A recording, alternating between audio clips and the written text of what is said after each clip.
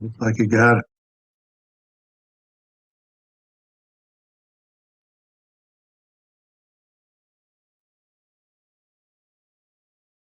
Good morning, good afternoon, good evening. My name is JH. How you doing, Postal family? Is everybody good? Is everybody cool? Everybody clean? Are you crisp? Are you feeling irie today? Let's talk. Is anybody in the house? Can anybody say hello? Hello? Hello? How you doing? All right, cool, cool, cool. Let's see what we got going on here. Brian, hello. Mr. Johnston, hello. Angel, Mr. Baker, Todd, Angel Heart, Anna, Angry Posty. I don't know if you can see, but I have Mr. Walton here with me, the one and only Mr. Walton with me. Does anybody happen to know who this gentleman is? All right. If you don't know, you're about to find out. Can you introduce yourself, sir? Tell us what you do and what we all on here for. Absolutely. I'm Corey Walton. I'm a city letter carrier of about 32 years. A few years ago, I started a little podcast called From A-Arbitration to educate those that possibly couldn't get the education, smaller stations across the country that maybe couldn't afford to go to regional training and things like that. And so some people thought it'd be wise for me to get a microphone and start a podcast and to educate, and it's kind of evolved after that into something else. But yeah, that's who I am, my man. Okay, all right. So I know that a few people have a couple of questions, and I don't want to delay this. I know you're a busy man, so let's just get right into the foolishness. The foolishness. Have you heard about this tentative agreement that was put out for you guys recently? I've heard a little bit about it. Nice, nice. Well, I don't know much about the tentative agreement, and I was hoping that possibly you can educate a couple of my postal brothers and sisters out here if you know anything about the contract and the TA and all that good stuff. I don't even know what half these words mean. Maybe Yeah, you can clarify this for a few of our people. I'll try. I I'll try. appreciate that. So I'm gonna ask a couple questions. I'll just kind of give a few, and maybe you could kind of sum it up because a lot of people in the house have some questions, and I got a bunch of carriers that are in my little chat group, and they had a couple questions. So I formulated something for you, and I'm gonna All just right. kind of let you go free with it. I'm gonna just sit Yeah. back and let you do your thing. But first couple questions I got, if you can possibly provide a brief overlay of the key points in the proposed 2023 to 2026 national agreement between the NALC and the United States Postal Service, number one. If you happen to notice if there were any changes in the new agreement compared to the previous one or what they've been walking around telling everybody. Um, yeah, that'll be the start, Yeah. about the projected pay tables and cost of living and all that good stuff. Everybody wants to know about the pay. So talk to us. Yeah. Well, to understand, I think that how long do I have? Oh man, First of let's all. go. Let's go. And just for Okay. those that don't know, if you get easily offended by a couple of curse words, here's the time to shut this thing off. And I have somebody on here that said they claimed they were going to take a shot for every curse that you said. So I don't think they'll show up to work tomorrow. That's what I heard. Well, I've been known to say a few. I'll try to hold back a little bit for you, my man. No, But let it first, go. hey, I appreciate you having me on. I want to speak to anybody and everybody that wants to hear about the city letter carrier. I think my passion, my love is the city letter carrier. I will talk to anybody and everybody. So, yeah, I appreciate you having me on. I think Absolutely. to understand me, where I come from as far as this tentative agreement and kind of where my podcast has taken me. To understand me, you have to understand us as a city letter carrier. And I think that as soon as you understand us as a city letter carrier, then you'd understand kind of the ire that's been come out against this TA, where it's at right now, what we were kind of expecting. You know, when COVID came in a few years ago and the whole world shut down, you remember that? Yes. I remember that movie 28 Weeks Later, that movie where the guy, he looks out the window and there's no traffic, there's no people. You know, it's everything it's gone. That's what COVID was like, if you remember. You know, when we go out on the street, we're headed to our routes. There's no traffic. Nobody's walking the streets. Nobody's around. You're walking up to doors. Nobody's in there. You know, it's Ghost like town. everybody's hiding. And so here's the city letter carrier in that environment every single day. The essential worker. The public is looking to us as kind of that beacon of hope to them. You know, you would see family members in the doorways waving at us as we come up there to deliver their mail. You think of COVID, and I think that that kind of put us on the map, the essential worker, the city letter carrier, for being out there every single day in something we had no idea what was going on. We were scared to death. I remember I was scared to death, and I don't get scared, but I was scared to death because I didn't know what was going on. You know, the media was telling you all these pictures, telling you all these stories, and so we were terrified, man. Mm-hmm. And so you think of us in that environment, and of course, we received no extra compensation for that. We didn't ask for any. We just came to work and did it every single day. Even during that period of time, management was trying to discipline us if we called in sick, which is kind of speaks volumes of where we're at. You look at the heat when we're dealing with us in the heat. Uh, and if you've heard of any of my podcasts and you heard me talk about our brother, Mr. Gates, Eugene Yes. Gates Jr., down in Dallas, Texas, that passed Texas. away. It was more than just the heat that killed that man.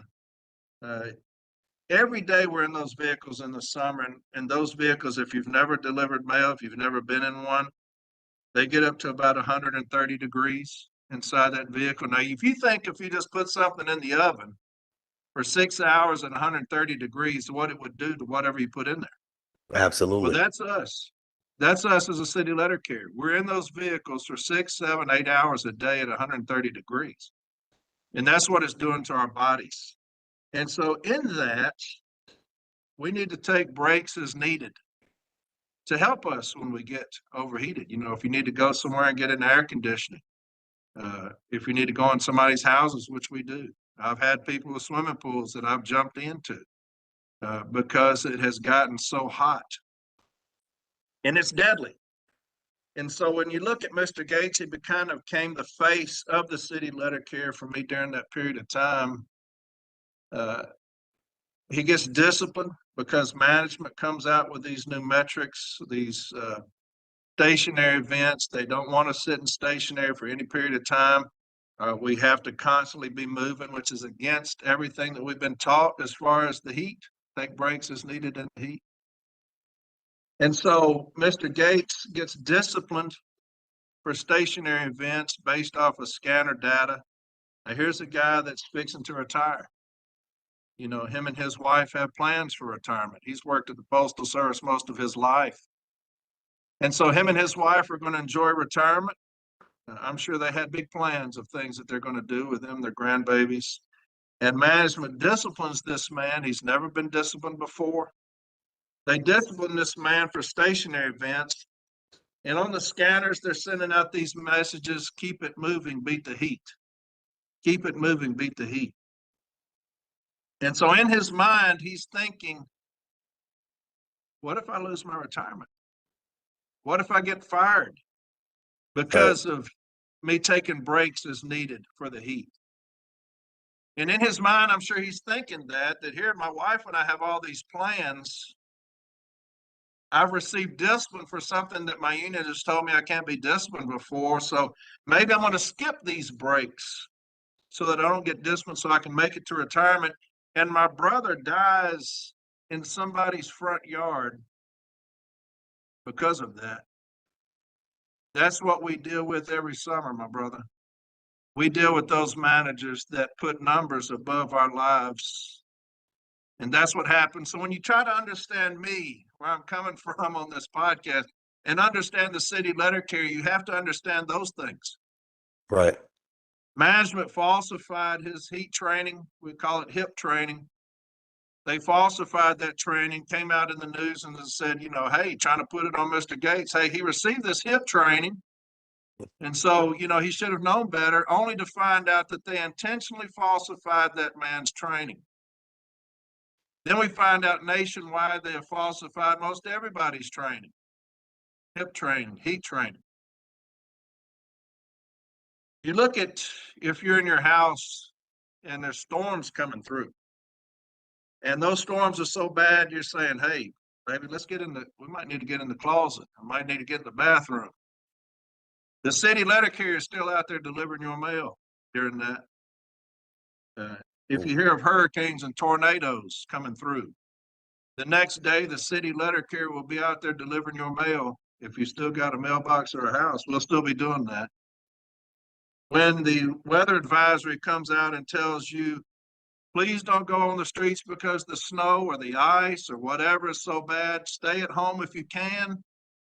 There's the city letter carrier out there delivering your mail every single day. When everybody else is told to stay home, here we are. So to understand me and to understand us, you have to understand all of these things, because it sounds like we're just being petty if you don't take those things into consideration. We are the ultimate melting pot of individuals, are the city letter carrier. Every race, every religion. You could be married to male and male, female to female. Everybody is involved with the city letter carrier craft. And we love every single one. We are the ultimate family. We are the single largest hire of disabled veterans, one of the largest hire of minorities, right? Right. We watch people move in and we help them move out. We have them bring their babies home and we watch those babies grow up and go off to college. We're there for weddings. We're there for funerals. We're there at the lowest point of people's lives, and we're there for the most elated times in their lives. I mean, that's who the city letter carrier is. We work for a management team that is the most dishonest individuals I've ever seen. They're the most corrupt individuals I've ever seen. They're the most incompetent management workforce in the country. They will steal from us. They will lie on us. They falsify our records. They falsify our clock rings. They threaten us. They assault us. They threaten to shoot and kill us. So to understand me, you have to understand us. And to understand us, you have to understand that. So every Sunday when I get on this podcast, that's where I'm coming from, is that's who we are. So to take all of that into consideration, and you're talking about this contract, this tentative agreement, all of that you take into consideration. And you have two people get involved with our negotiations, our president and his counterpart. Now, all of that shit I just told you, my brother, two motherfuckers are going to get together and to tell me that I'm worth all of that, I'm worth 1.3%. So to understand where I'm coming from and where the rest of this country is coming from, as far as saying not just no, but hell no to this tentative agreement, you got to understand, regardless of what's in it, regardless of what the language is, 1.3% is what they told me, that me and my brothers and sisters across this country who put up with that shit every fucking day, that's what we're worth. So we can talk about semantics, we can talk about all different kind of things, but at the end of the day, my union and the Postal Service decided all of those things that we do, that we have been through, that we go through every single day, All of those things put together, I'm worth 1.3%. Mm. My brother, we have people that make less than fast food workers. This is a union job now, a federal government job. I started in the late 80s. And when you told somebody that you're working for the post office, they knew you were set for life, brother. You were Yes. set for life. Your retirement, your benefits, your pay, you were set.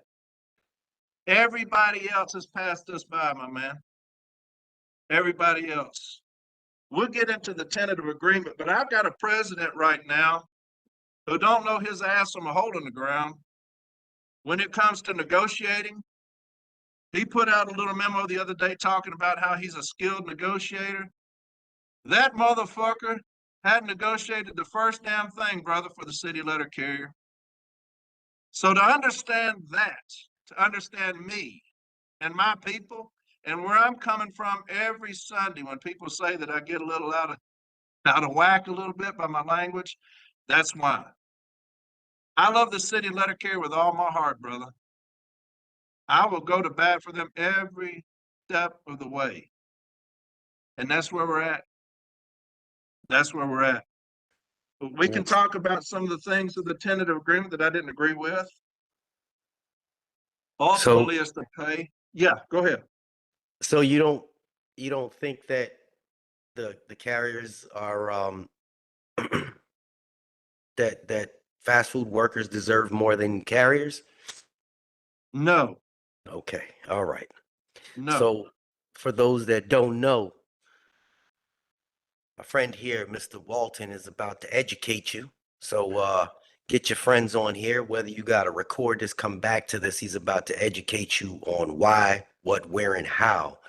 See, I saw this coming up as basically a copy and paste, and it's at the minimal standard, in my opinion.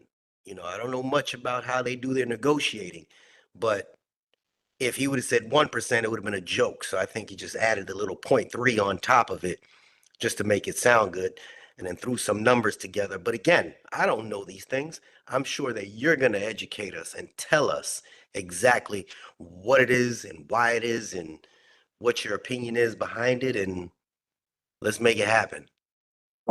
You know, Educate when us. you, when you look at to start off, when you start negotiating, and the Postal Service will always tell you that they're broke. They will come out, they make sure that they repeat that on the media. They come out with it all the time. Hey, we've lost billions. We've lost billions. They will constantly pump that to the public, you know. So the union has to, I believe, get out into the public and say, hey, here's the reason why they're losing billions.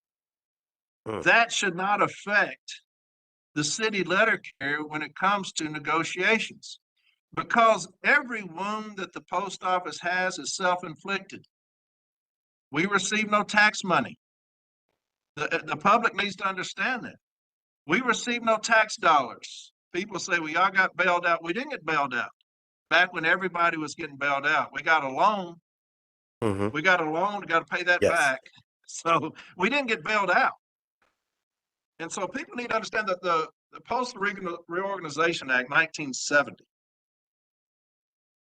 the financial situation of the Postal Service cannot be considered when talking about collective bargaining. It can't be considered. It's not written in there that that will be a consideration. There's no caveat that says that will be a consideration, as if the Postal Service is financially doing great or financially doing terrible. It can't be considered. Mm. Now, can arbitrators consider it? Obviously, arbitrators can do whatever they want to. So then you have to be prepared for that. If the arbitrator says, well, they are losing billions, I will consider that. I've always said that we need to get those individuals that get in the books of Major League Baseball players and football players and things like that. Get those. I would pay, say, how much money do y'all want? We're going to get the Postal Service's financial records, their books, and we're going to get in there. How much will it take y'all to come in and do that for us? $10 million. You got it. Because we're talking about billions of dollars. So $10 million, I'll pay you that. Come in here and tell us where this money's going, right? Because they say you made 70 something billion, you've lost 6 something billion. If you take 250,000, I'm just doing rough math here. If you take 250,000 carriers and say $30 an hour, of course you make 19 up to whatever, $30 an hour for straight 8 hours a day, 40 hours a week. I think that at the end of the year, you're probably talking about 16 billion. 16 billion for city letter carriers. Right. You made 70 something billion, right? Now you got all these other crafts. Postal management is bloated. That's where you need to start trimming. So where is this money going? Where is it going? That's what I want to know. Because when you go into arbitration and you tell an arbitrator, hey, you can't take the financial situation of the Postal Service into account. The Postal Service says, well, you have to because we're losing all these billions. I'm going to say, okay, then if you want to do that, let's get in these books. And we've done that for you, Mr. Arbitrator. And here's where this money's going. We talk about those that are protected under collective bargaining. That's 40 billion. That's $37 billion left over. You talk about all these other expenses. Where's this money going? We're completely self-sustaining. The city letter carrier has nothing to do with that. We come to work every day, 8 hours work for 8 hours pay. So where's this money going? So anyway, to start all that, to say this, that's where we're at as a city letter carrier. That's where we start. You can't take our financial situation into account. If you do, let's get in those books. But I have a president who tells us at the beginning of all of this that we're in a fantastic position to go to arbitration. We have the upper hand, right? So of course, he was out the first few months when collective bargaining started because he went AWOL. Nobody knew where his ass was at. And he shows up like 2 or 3 months later and says he's ready to take over, right? Yep. So that fucked everything up. So now we're about 3 months behind. Okay. So we get in there and he gives no updates. We have no idea what's going on. He's doing it all himself. The executive council has nothing to do with it. And so about 300 or 400 days into it, he starts telling us that this is fixing to be historic. Oh, yeah. What we're going to get. It's going to be historic. And so obviously we're like, okay, shit, hey, take all the time you need. You know what I'm saying? Take all the time you need if it's going to be historic. About 400 days later, he's still saying that. About 500 days later, still saying the same shit. And then it comes out. And you're looking at 1.3%. And he tells us that it's because of the financial situation of the Postal Service. Yep. Is the reason why. Now, here's our leader. To me, of the greatest union there is, the NALC. Should be the ultimate badass. Has completely caved in to the Postal Service's woe is me argument of we're losing billions. Rather than saying, we're going to fight our asses off. We're going to take them to task. We're going to fight. He settles for that bullshit. Here's his problem. And this is part of the agreement we're going to talk about. In these committee of presidents meetings, they have several a year. All the local presidents, 300 or 400 come, and they'll go to these committee of presidents meetings, and he's talking. He'll talk for about 4 hours. He says that an all-career workforce is our goal because we're having huge staffing issues, right? We can't keep anybody. Right. When you pay people less than fast food wages, it's very difficult to keep them. Plus, with management being as shitty as they are, as toxic as they are, who wants to come work for that shit? You're going to come work for $19 an hour with management who has no fucking clue what they're doing, who's abusive, who's toxic, who mistreats everybody. We can't represent them. In 90 days, we can't represent them. They get treated like shit, you know? And so he says, it's either an all-career workforce or it's a non-starter. I'm like, you got my vote on that. I'll vote for that. Right. If Okay. you bring me a TA, you bring me a tentative agreement, I'll vote for that. An all-career workforce. Let's start trying to remedy this staffing issue. Later on, he comes back and he at another one and he says, if we do have a contingent of CCAs, so there's your problem. You're already conceding. You're already backtracking from what you said. You told us nationwide, all your people, an all-career workforce, or that's a non-starter. I'm going to take you at your word. Brother, you know, you and I don't know each other. Right. This is the first time we've seen each other face to face. I don't know you. All I've got is your name. Your name to me is your word. That's it. All you got of me is my name, Corey Walton, and that's my word. That's how important that is. When you have a president that will get up in front of an entire country and on his name, on his word, tell you it's going to be an all-career workforce or that's a non-starter for me, I've got to take you for your word. I've got to. I've got to be able to trust you, what you're saying, because your name at the end of the day is all you've got. And this motherfucker is going to tell me that it's an all-career workforce or it's a non-starter. Right. And then a few months later say, well, if we do keep a contingent of CCAs, you're already going back on your word. You're already going against what you told me. You're already conceding to these motherfuckers on the other side who don't give a damn about the city letter carrier. The Postal Service cares about one thing and one thing only, the Postal Service. They don't care about the city letter carrier. This heat shit told you that. It showed you that. I got a brother dead in the street, and the first thing they did was come out and lie saying that they gave him heat training. That tells you of their integrity, of what they care about. They care about themselves only. So we already got a president conceding on that. Then they get the tentative agreement.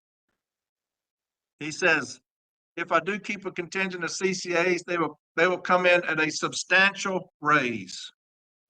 Substantial. They got less than $1 an hour. That's what they got. That's the substantial raise that this guy's talking about. Less than $1 an hour raise. Now, I don't know about you, my brother, but I don't consider that to be substantial. That's a insult. It's an That is an insult. insult. It's a slap in the face to my brothers and sisters who are CCAs. They're paying dues, baby. They're paying dues just like me. And they should get that representation. And what you told them was you don't give a damn about them. That's the biggest problem I have with this TA. And that if I'm voting no on it, obviously. But if I was every carrier in this country, I'd vote no for the simple fact that our president lied to us, telling us it's going to be an all-career workforce. Then if it's going to be some kind of contingent of CCAs, they're going to get a substantial raise. That's the second lie. And then giving my people less than $1 an hour raise. To me, that's the non-starter. And so you look at other things. You paid us nothing, 1.3%. People can't maintain on that. That's hard living. We're in very, very hard times right now. And so in our contract, we have that we can work 12 hours a day and 60 hours a week. Those are absolutes. National Arbitrator Mittenthal stated 12 hours a day is an absolute. You cannot work carriers past 12 hours a day. And you cannot work carriers past 60 hours a week. Those are absolutes. Okay. National Arbitrator Snow comes in and he says, if you do work them past 12 hours, there's a 50% premium for that. which makes no sense because if it's an absolute, then there should be no penalty. Yeah, exactly. I should be able to go home in 12 hours. That makes no sense to me. To say it's an absolute, but if you're working past it, well, that's not an absolute then. So I don't Did get you that in the first place. did you hear when he spoke the other day, his whole 2.5 hour speech trying to No, explain that? Oh yeah, I no. listened to the whole thing. He tried to clarify that whole thing with the once you're done that you can leave Yeah. mess. And it was he played two sides of it. He was saying, well, you can finish and you can absolutely leave, or so he's playing the game. He's playing the I, game. I'll tell you what's fixing to happen there. And it's happened the other day. But when you deal with a dishonest workforce like management, and here's the problem with Renfro, he wasn't on the workroom floor very long as a city letter carrier. He had just a few years, and then he moved up. He was taken up with him to national with our former business agent, Lou Drass. The kid speaks well. He's smart. He's ignorant as far as the city letter carrier is concerned, the workroom floor, because he was not on the workroom floor very long. He was a shop steward for a very short period of time, was a formal A, which is our next step after the informal, the lowest level. You file that grievance, it goes up. That's the formal A. So he's a formal A for a little bit of time. He was the state president. Of course, Mississippi has no members hardly. I think the city of Memphis has more members than all of Mississippi, if I'm not mistaken. So that shows you they don't have very many members in Mississippi. And so he was the state president there. He did one arbitration, and then he was moved up with Blue Drass to national. And I've always said he was born on third and thinks he hit a triple. That's kind of who he is. But like I say, he's a very intelligent guy. He speaks well, but he's ignorant as far as the city letter carrier is concerned. And so when you say things like, you can just bring the mail back in 12 hours, and obviously that meant that you did not want to work past 12.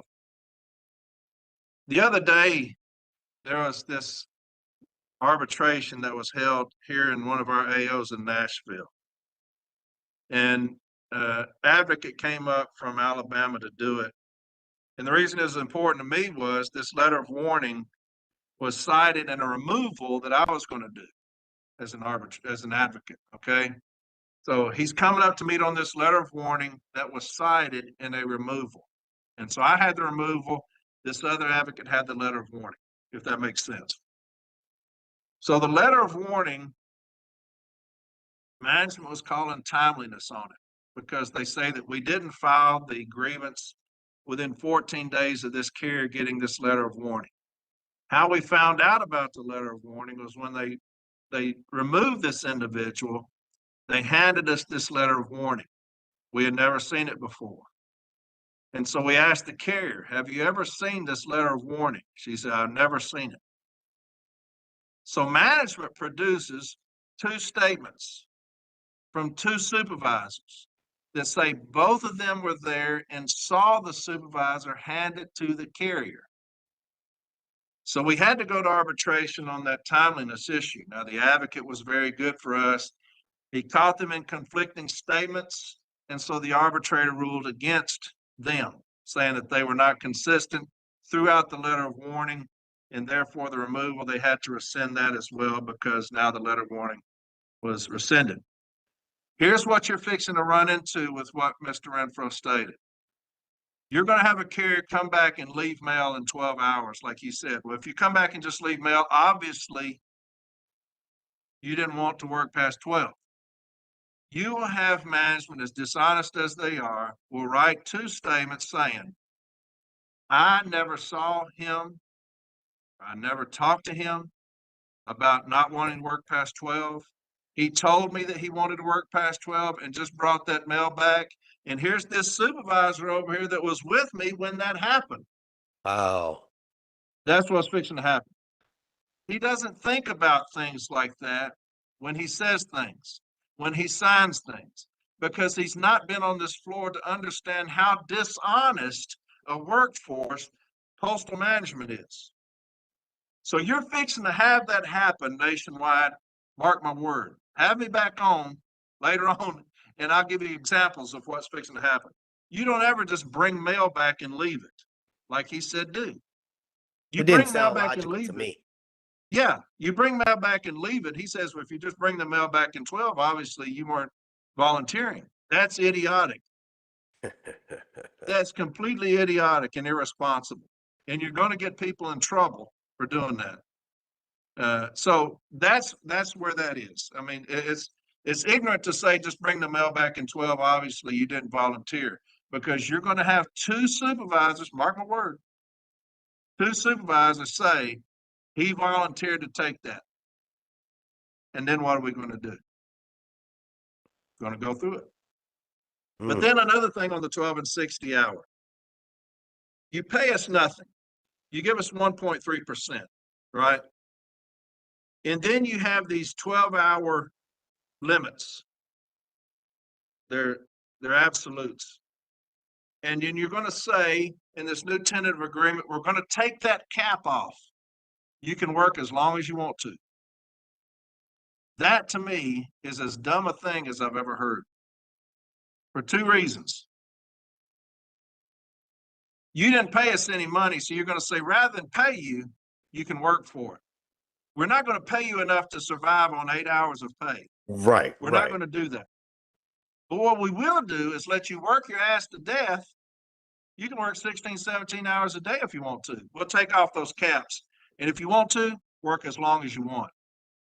Why would you not fight for a living wage for your people to say, hey, rather than working 16 hours a day to provide for your family, we're going to give you a hell of a damn raise. We're going to fight for that anyway, that you get enough money to where you can survive on an 8-hour job.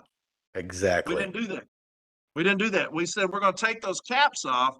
You just work your fucking self to death. And that's what's fixing to happen. Part two of that, you're talking about staffing issues. And Charlie Miller, I don't know if you heard the episode the other day, but I had Charlie Miller on, who's very wise. He knows a lot about union. But we were talking about this, and the biggest problem I have with this is, if you and I are working in a rural station, we're 60, 70 miles from a city, and it's just me and you, man, we got 3 kids apiece. It's hard times. You and I are going to say, hey, man, we got all these extra hours. You and I are going to work about 16 hours a day, 12 hours a day. What that's going to do is it's going to eliminate another route. That's it. Because if we're working 12 hours a day, that's 4 extra hours. That's times 2 is 8 hours. That's another route that could be put into that station.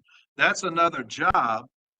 But management will never tell us, hey, y'all just need to work 8. We need this other route, because they would much rather pay 4 hours of overtime to me and you a day than a full-time carrier, because then you're going to bring into it the benefits, Correct. retirement, insurance, all these other things, and it's going to cost twice as much to do that than me and you just making 4 hours of overtime a day.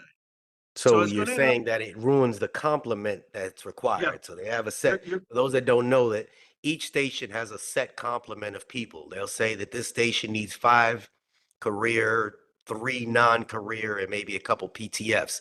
And if the people that are currently working there continue to complete the work, that eliminates the need for an extra person. Just like when clerks are doing Yeah. carrier work, running out to do it hinders the need, and everybody starts going back. I'm sorry, keep going. Yeah. Just And let so, people and know here's the behind the thing. scenes. No, ops looks at all that. They look at all that. Ops will never tell local management, hey, y'all need to put another route in there. Yeah, I'm looking at y'all's numbers, and y'all are showing that y'all should be putting another route in, but these other carriers are soaking up that time. That will never happen. That will never happen. And if the union doesn't know about it, and if the union doesn't talk to anybody about it, that's just a job lost. And so that's what I feel is one of the most damaging things to this contract is lifting those caps. Now, it's not the city letter carrier's fault. You know, if I'm on hard times, I'm gonna want that money, you know, especially you ain't gonna pay me shit for a raise. I'm gonna need that money. And so it's not our fault. It's my union's fault for doing some stupid shit like that.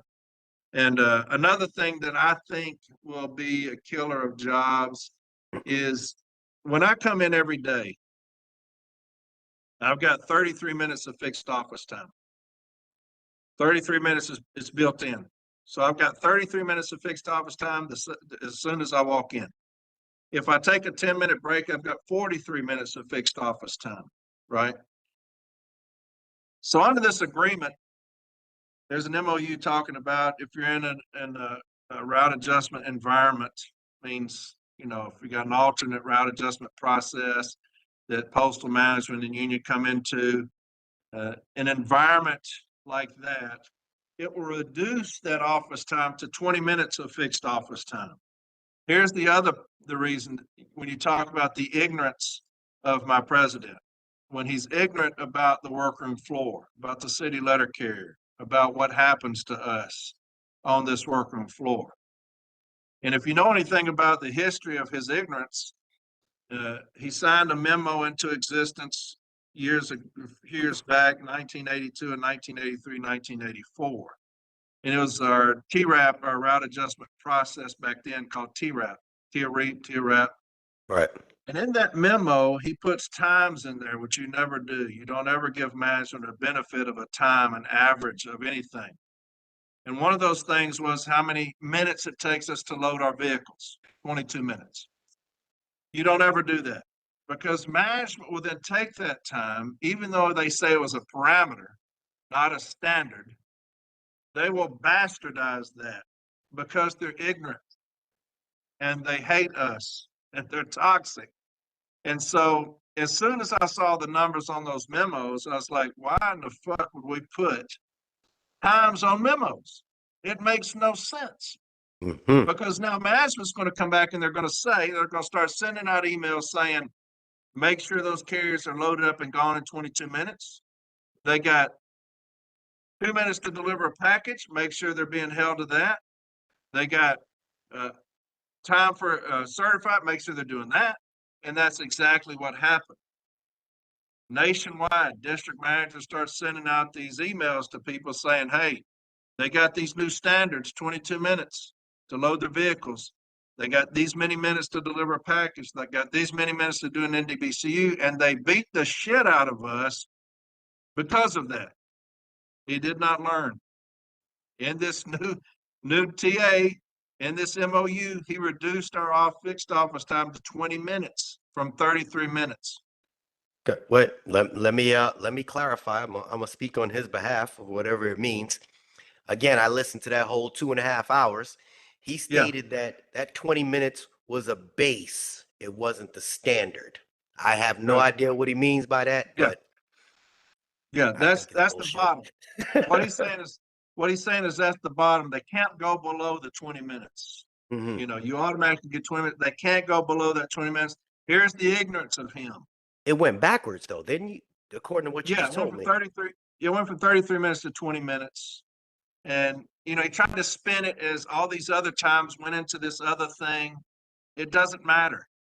It doesn't matter because what you have to understand is if you've worked on this floor, what management will now do is they will start coming out, which they already have. Yes. And tell carriers they got 20 minutes to get out of the office. You got 20 minutes of fixed office time. You need to get out. They've already started, you know, I don't know how much you know about these metrics that they were talking about, but one of the metrics that management came out with was an hour office time. You got 1 hour to get out of the office. Mm-hmm. It was based off of nothing. They pulled it completely out of their ass. It was based off of nothing. You got 1 hour to get out of the office. So, you know, we started trying to educate people on from a-arbitration. I know there are some regions that got involved educating their people on this 1 hour office time. So that was one of their metrics. One of our saving graces was the 33 minutes of fixed office time. the 43 minutes of fixed office time. That was one of our saving graces. This buffoon is going to reduce that to 20 minutes in these in these memos, right? So they can say, hey, it's not been signed into existence yet. It doesn't pertain to us. That does not matter. Management is already abusing that on the floors, even though the things haven't been signed yet. They're already saying, y'all got 20 minutes of fixed office time. So I don't understand this cat. I mean, he is an idiot as far as the workroom floor, as far as the city letter carrier is concerned. A bright individual, has a photographic memory, can talk for 5 hours about the same shit every day. I give him that.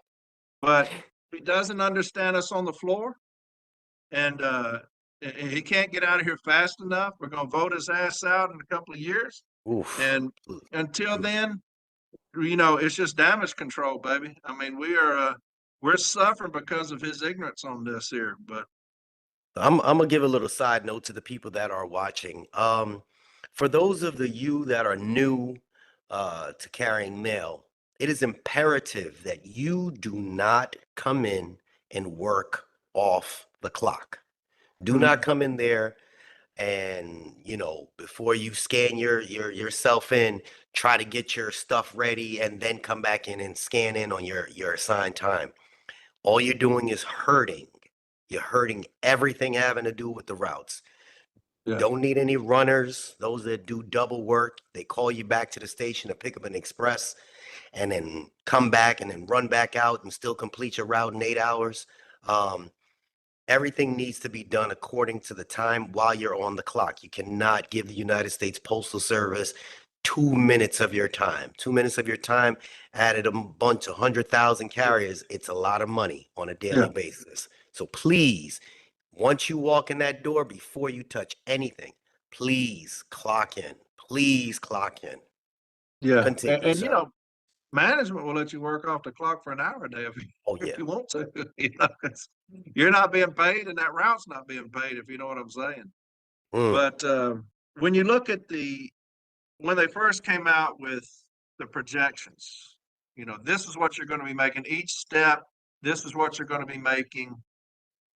And you look over here at the totals and you're like, that's pretty good. That's a substantial little raise. He did that with the executive council when he initially brought out the TA. Now, you remember the executive council had no idea what was going on. He hadn't told anybody anything. He was doing this completely on you his own. unilaterally, just by himself. Yeah. Yep. Yeah. Nobody had a clue what he was doing. So 600 days later, he comes out and he says, hey, I got this historic TA. Mm, And he shows the executive council these numbers. And they're thinking, that looks pretty good. So nobody asked any questions. Then he goes to one of these COPs and he brings out the same numbers. And everybody's like, hey, that looks pretty good. And a couple of people start saying, that's not right. Something's not adding up with your numbers that you just told the entire country. Something's not jiving with these numbers.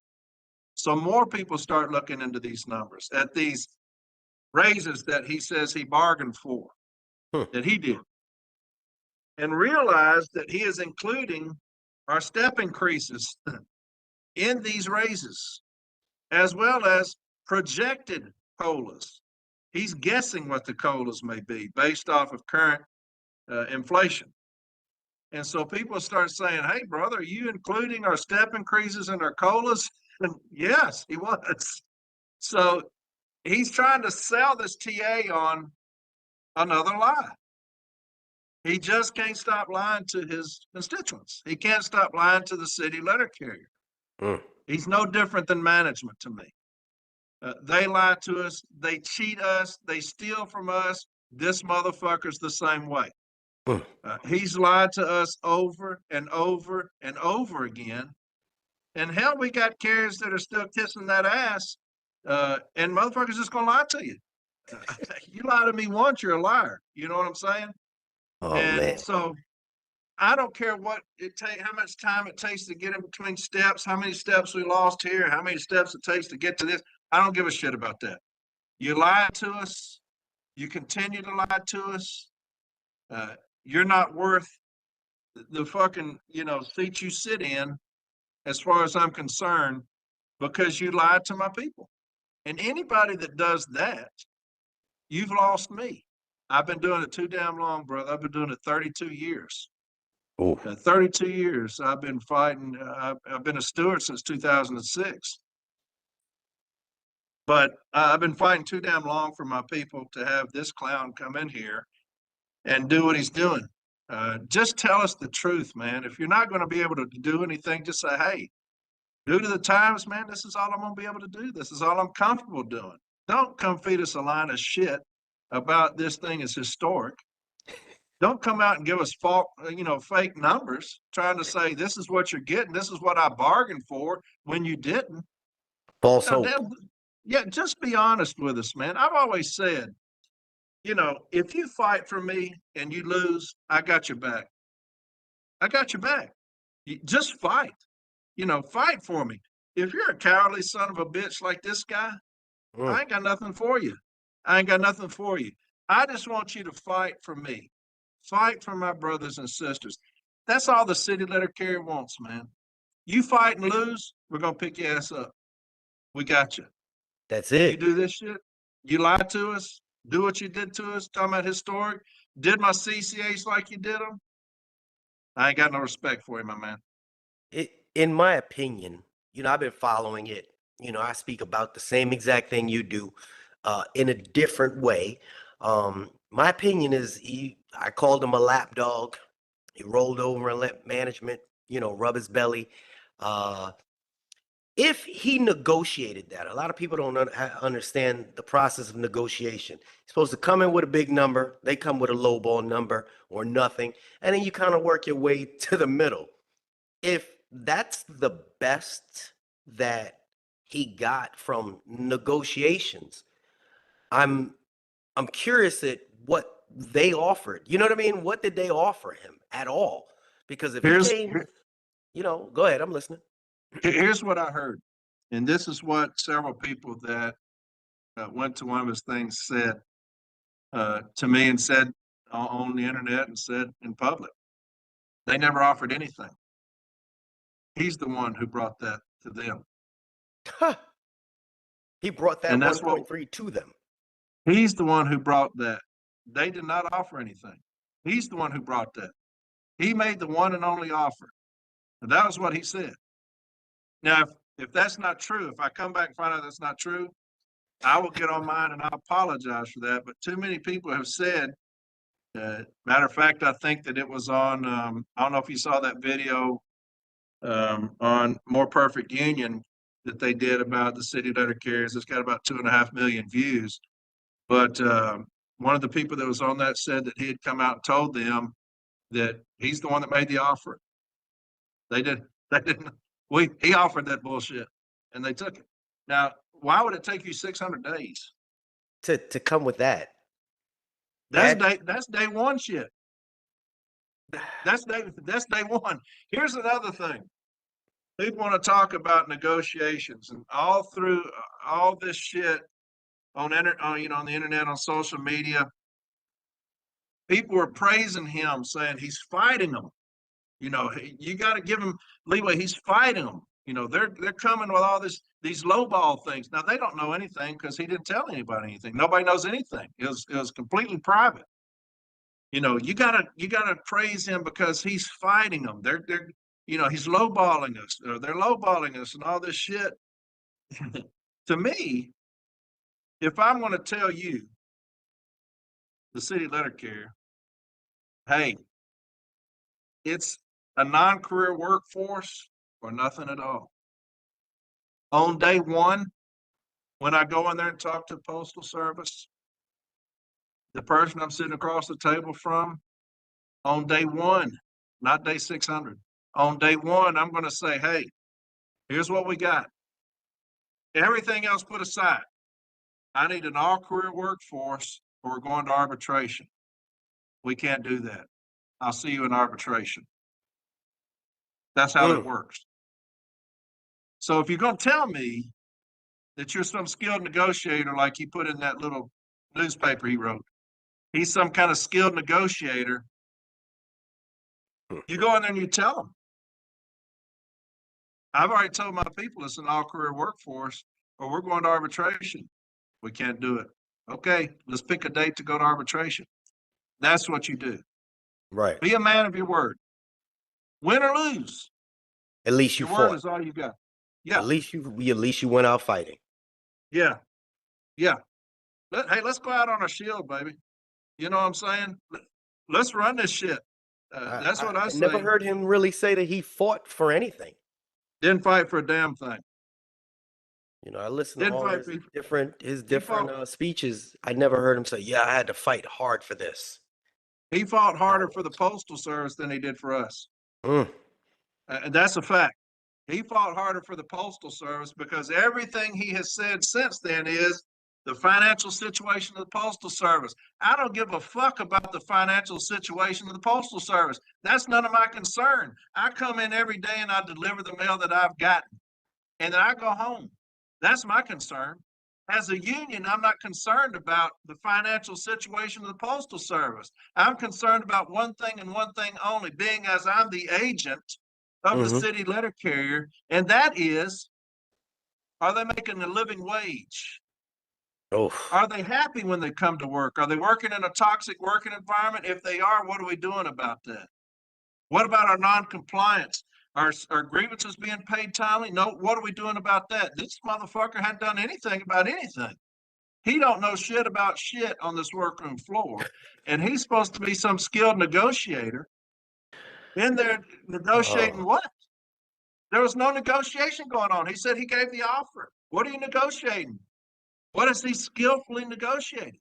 I still don't know. I still don't know. I know that I've got carriers living in their cars. I know I got that. Yeah.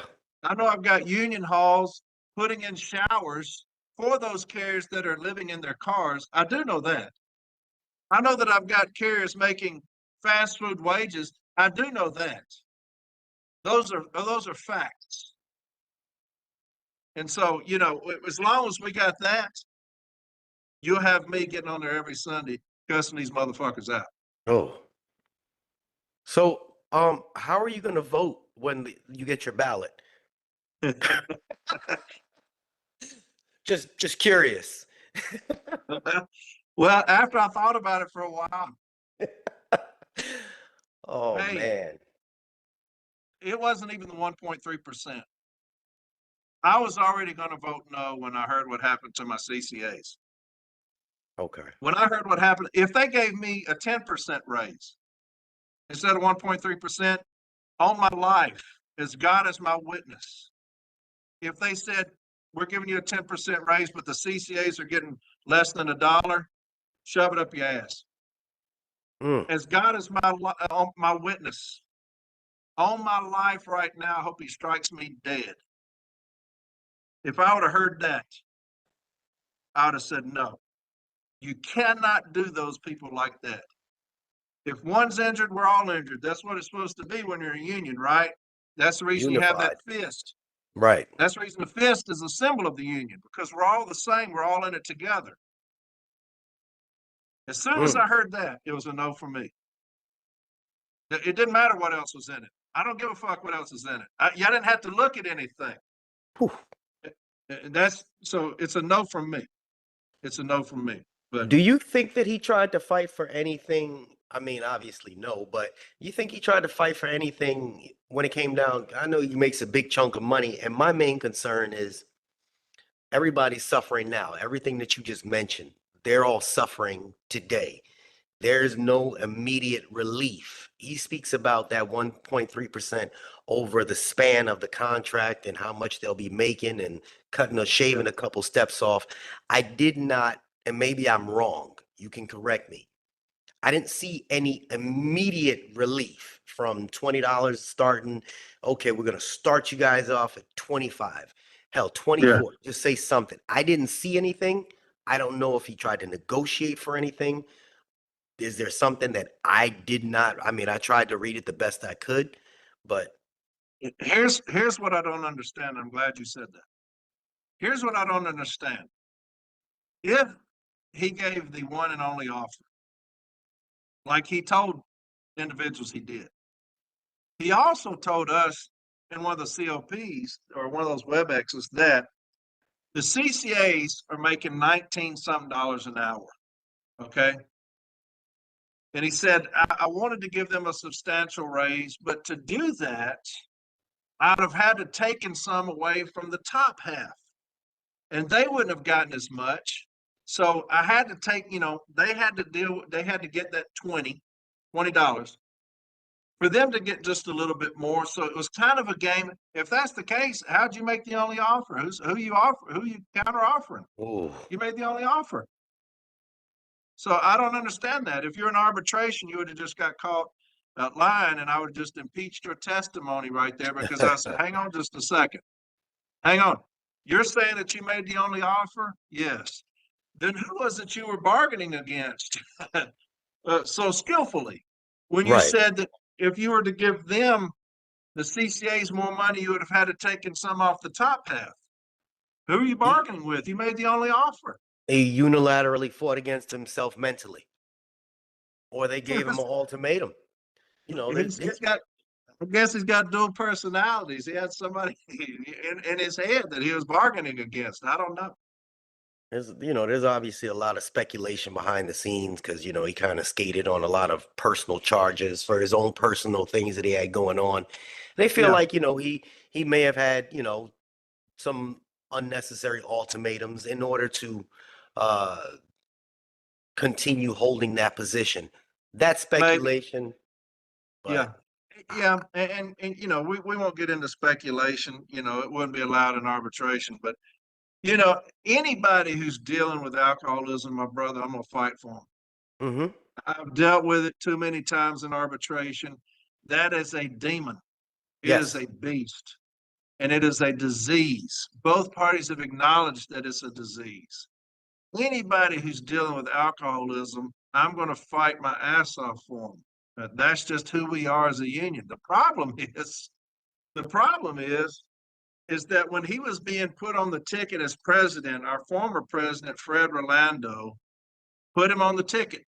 He's going to step down. He's putting Renfro in that position as president. We found out about it on that Wednesday coming to the National Convention in Chicago several years ago. And so we come in, they have the huge banner. Here's the ticket. Renfro's president. Oh, Renfro's going to be the president. Paul Barner's going to be the executive vice president. What we were not told is that he had a major issue with alcoholism that was ongoing. We mm, didn't know that. There's this report when these charges came out. There's this Weir report. Mr. Weir did the investigation. He was charged with doing the investigation, and he came out with his findings. And Fred Orlando said he was a terrible womanizer. That's a fact. It's in the report. And mm, so you have a guy that's a terrible womanizer and a raging alcoholic, and you put him as head of one of the most powerful unions in the country. You don't tell any of us that these things are an issue. You don't want us to know those things. You slip those things in on us. And so here we go. We vote on this cat. But he had some some straight beasts on there. James Henry, who's obviously running against him in 26 with the CLC. That's part of my ticket. right, So the CLC, James Henry will be running against him. So you look at somebody like James Henry, who is an absolute beast, notorious thumper for the NALC, and some others. So they were smart as far as that, getting those individuals in there that kind of would boost him up a little bit. And the first thing he did was stab James Henry in the back. So, motherfucker can't get out of his own way. But yeah, so it's been kind of a shit show up there ever since. When you have a rookie come in that don't know shit about shit, he don't know anything about the workroom floor. These are the issues that you have. And so, his alcoholism, he says that he is beating that. Thank God for him. And I pray that that continues. But the guy's just not qualified to do this job. He was not a city letter carrier for any period of time. And to me, you need to be in these battles. You need to be on that workroom floor. You need to understand management, how they think, how they operate, how they work, how deceiving they are, how treacherously stupid they are. And you need to understand that for you to be able to sign memos that affect us. He will never grasp that because it's not in his mind to do that. But yeah, so we're in fucking trouble. So, so you're not, so you voted no. Okay. All right. So I'm Well, gonna just take that. I got my ballot yet, but when I get it, I'll be voting no. Okay, so people are asking about the ballots. I know, um, like I said, I'm in a little chat group. A couple of them received their ballots. There's a lot of Yeah, people in the chats have yeah, not received their ballot yet. yeah. I'm assuming the ballot should be out before the end of this week, right? This is not cliche. They're in the mail. Prob they they they start out west and they work east. Is Okay, how it goes. They will. So they are being mailed out. They are in the mail. So you should be getting them within the next few days. okay. Um, And so vote no when you get it. okay. I believe he said to vote no. I really wouldn't get involved in that. I'm just, the moderator here. Um, do you know what role the ballot committee plays in the ratification process? Okay, yeah, they will appoint that. There's a neutral party that does that. They will get the ballots, open the ballots, put the ballots in the machine. You'll have the ballot committee there. I believe the CLC is trying to get two individuals to go in as well. That's the ticket that's running against Renfro's ticket. They're trying to get two individuals to be able to be there when that counting happens. So kind of keep an eye on things. There's a lot of distrust, and that unfortunately is because of how dishonest this president has been with us. Is the distrust across the country with this clown is because he won't tell us the truth about anything. He can't tell the truth. He's incapable of it. So, yeah, nobody trusts that process. But I heard that it's very difficult to fuck with that. Uh, yeah, they'll have that committee there, and so, but they'll have that neutral agency come in, open the ballots, count the ballots. So, I think it Okay. should be very difficult, from what I understand, very difficult to kind of, screw that up. Okay, fiddle with that. All right. Um, so when the ballots are returned and counted, when will the letter carriers have any information or be updated on the results, Yeah, give or they will take? tell us. Yeah, as soon as those things are counted, we'll be made aware of the results. If it's voted no, if it's voted down, there will be a couple of weeks where the parties can get back together and try to come up with something. So you'll have Renfro again, the skilled negotiator, going in with postal management, trying to figure out something, you know. And if that doesn't happen, it'll go to interest arbitration in the panel of three.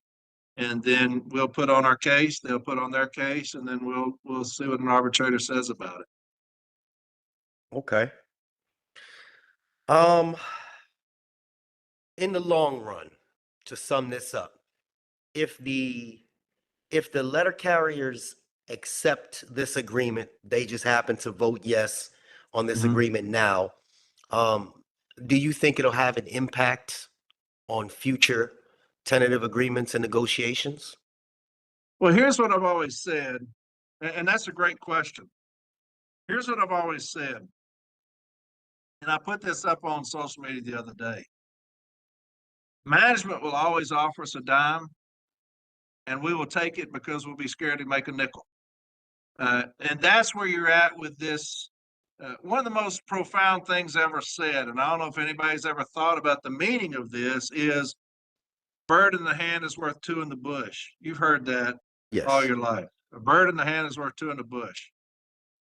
Most people say, I'll take that bird in the hand because there's no fight for it. I'm already giving it. It's giving it to, they're putting it in my hand. So I will never ask for more because I will always have that bird in the hand. Or you can say, I'm going to give up that bird in the hand, that guarantee, and I'm going to fight for those in the bush because it's more, and I will be better off with them. And so I'm of that ilk that I want more. I'm due more. I've worked for more. My job requires more. So I'm not going to give what you're going to hand me, those scraps off the table, that bird in the hand. I'm not taking that. I'm not going to get on my knees and ask to put a bird in my hand. I'm worth more than that. And Mm. I will fight for those two motherfuckers in the bush because I'm worth that. And so I think that saying yes to this, management will always have the excuse.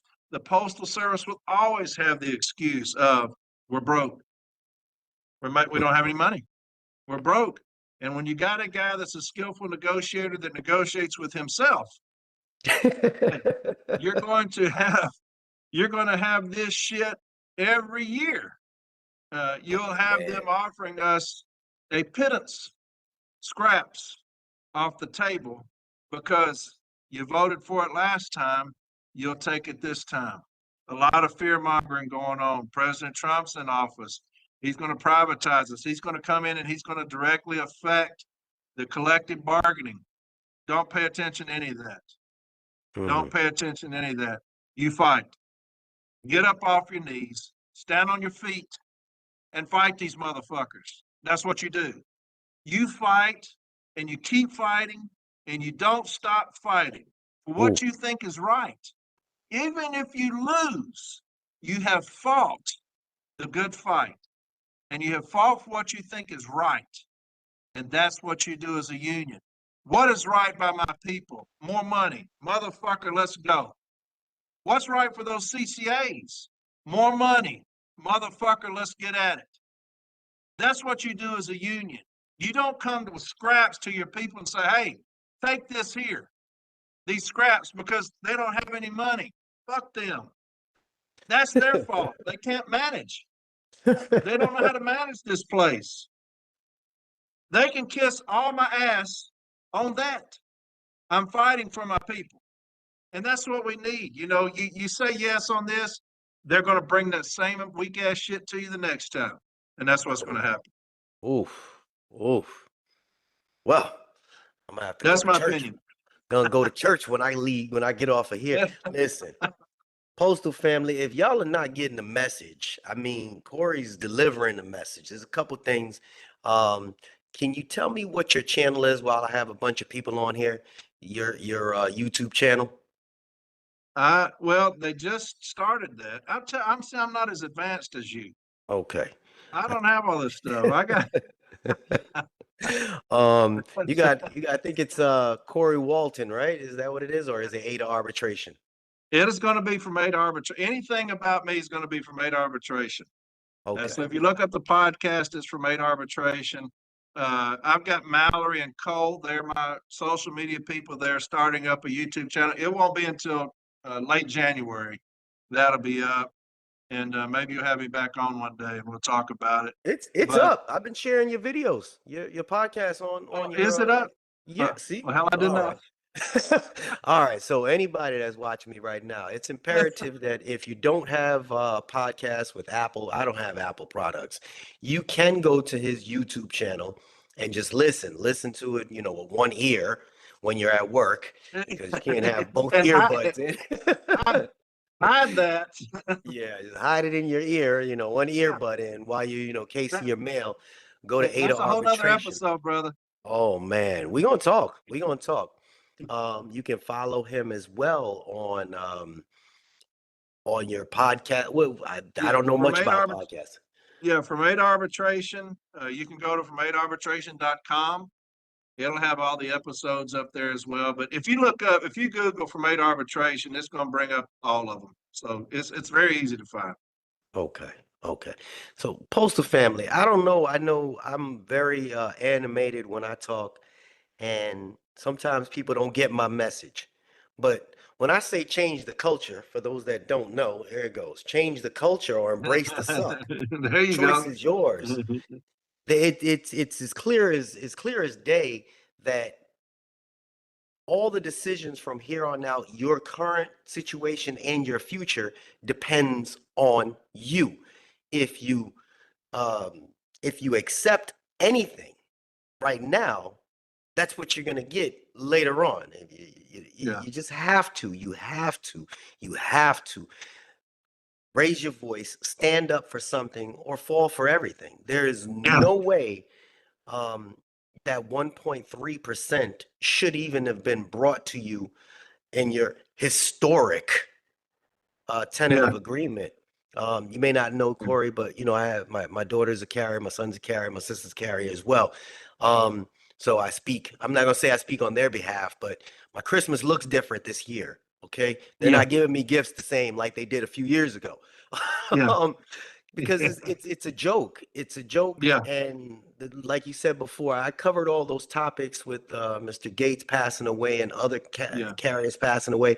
All of a sudden, there was a supervisor that passed away from heat exhaustion up in Carolina, and now brought to the front lines. It's been happening to our people for way too long, and people need to raise their voice.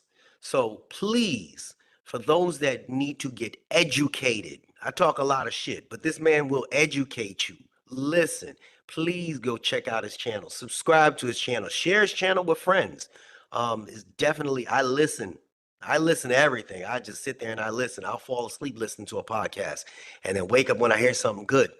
I fell asleep on Brian Renfro's whole thing until I heard some more bullshit the other day. But please, in closing, what you have the floor again. Please tell them anything. What message would you like to convey to all the NALC members as they prepare to vote on this national agreement that you have, or tentative agreement? Vote no. We're worth more than that. We're worth more than that as a craft. My people do too damn much. We do too damn much every day of the year. Man, we'll load up that vehicle, come back with it empty, and all of the elements like we talked about earlier. Hey, look here, man. Help is on the way. Help is on the way. The CLC is coming. And I say that all the time. We're not fucking around with that. We're going to change the environment of the NALC, the culture of the NALC. This frat house mentality is going to be out the fucking shitter. Exactly. And so, there's a new vision. There's a new player in town. And so it's the CLC. James Henry will be the next president of the NALC. There's not a doubt in my mind. Too many carriers are fed up with the same old bullshit. The good old boy system that we have in the NALC is coming to an end. You will see them rise up a little bit, and we will squash them with no problem. We got fantastic individuals running in that thing, man. I couldn't be more excited. Help is on the way. Do not get out of the union. I would tell anybody that's listening, that should never be an option. If you're out of the union, you have no vote. You cannot vote. You have to be in the union to vote. All these people, I get the argument. I understand it completely. Your union's not fighting for you. We're a piece of shit right now as a union, and I agree. But do not get out of the union. I implore you. I beg you. Do not get out of the union. Because when it comes time to vote, we're going to need every single vote to get this thing right. And so don't quit. Too many cowards talking about just quit and do something else. Don't do that. You stand and fight with us, shoulder to shoulder, and we're going to get this thing back right. It's very easy to fix. You got to get rid of the cowardice that's running this union right now. It's very easy to fix. We will fix it. Stand with us. Unite with us. CCAs all the way up to retirees. Get in line with us, man. And we're going to take this thing back over. But vote no on this son of a bitch. We're worth more than that. We do more than that. All right, my brother. Oof. Postal family, I don't know how much more I could do, but anytime y'all want Mr. Corey to come back on, y'all make sure you go and subscribe to his channel and you let him know. You let him know. I didn't even know I had one. Now you know. Now you know. I told you I posted your stuff the other day. I reposted your stuff. It's Um, terrible. but that's good. That's good. Um, I'm hoping that if you and James Henry become president, that there's some change. Because it's sad. It really is. Yeah. I look at it from an outside perspective, and to know what you guys endure, the heat down in Key West to the negative 40 up in Minnesota. It's unbearable. It for them to say 1.3% is what you deserve. Yeah.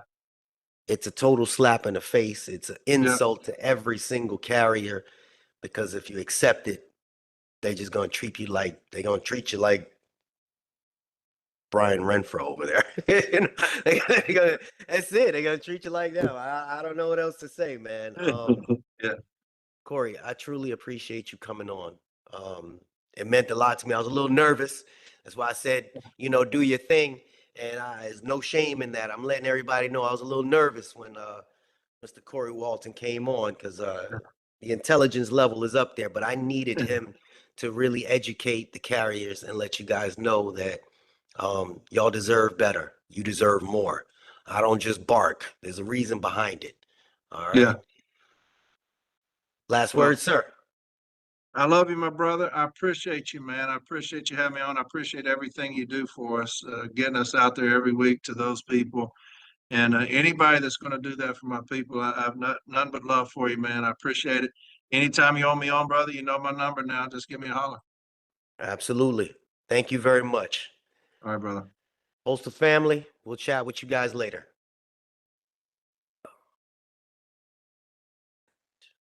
Boom, boom. Maximize. There we go. That was cool.